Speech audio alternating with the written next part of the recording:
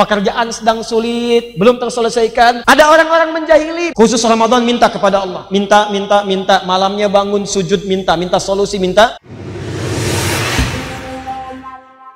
Sebetulnya Allah melatih kita setiap hari supaya mendapatkan manfaat dari Quran. Bagaimana caranya? Kata Allah, saya berikan hidayah. Hudan ini saya paksa semua orang Islam mendapatkannya. Lewat apa? Lewat sholat. Sholat itu ciri iman yang pertama. Iman itu tanda pertama bagi orang takwa. Orang takwa disebut dengan muttaqin. Taqi satu orangnya, muttaqin jamaknya. Iman kepada Allah yang tak nampak disebut alladzina yu'minuna bil ghaib. Tanda iman pertama sholat, wa yuqimunas sholah. Digabungkan muttaqin alladzina yu'minuna bil ghaib dan wa yuqimunas sholah. Al-Baqarah ayat kedua didahului dengan kata huda. Dzalikal kitabu, Al-Quran.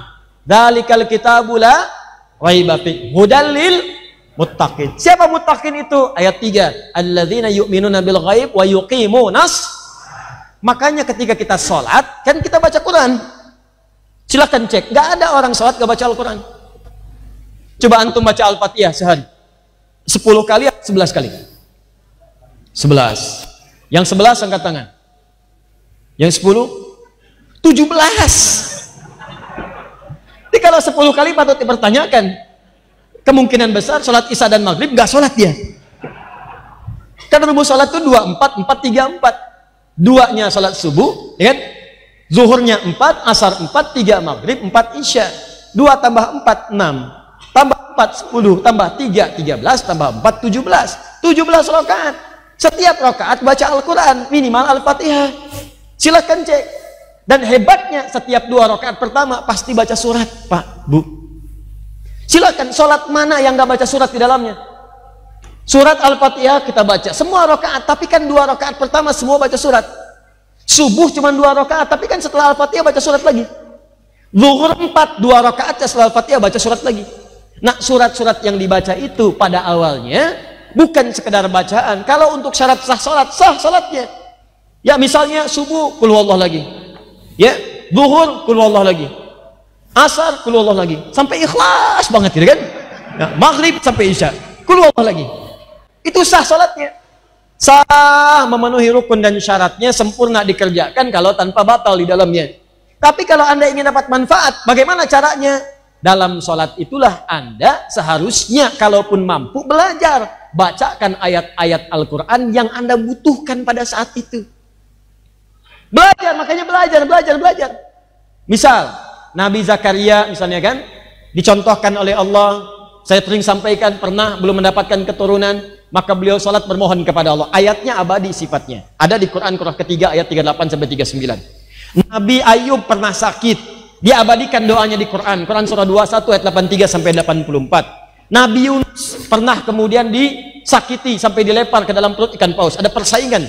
Ya, sampai disingkirkan, disungkurkan ke dalam perut ikan paus. Doanya ada, doa diselamatkan dari tangan orang-orang jahil yang sifatnya bisa menyakiti. Ya, Quran surah 21 dari ayat 87 sampai 88-nya. Ada lagi ayat-ayat yang lainnya, abadikan.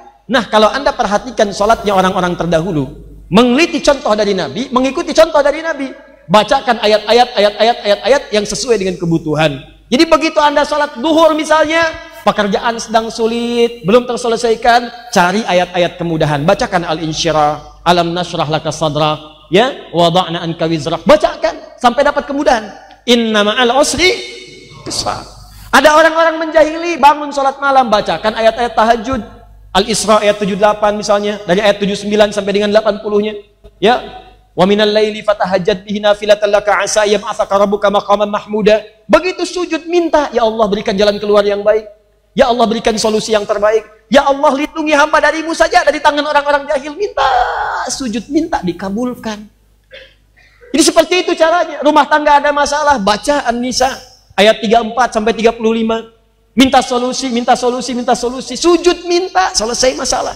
Walaupun solusi belum turun, minimal hati kita tenang. Nah, ini kan yang dibaca dari subuh sampai isya. An-Nas lagi. Nal jinnati wan nas. Ya malam mimpinya ketemu jin terus, wajar lah gitu ya. Buka indeks. Kalau tidak tahu, tanyakan ustadz yang tahu. Orang yang pakar di bidangnya. Ya, pahami dengan baik, keluarkan ayatnya. Yang sakit, keluarkan ayat-ayat tentang kesembuhan. Khusus Ramadan minta kepada Allah. Minta.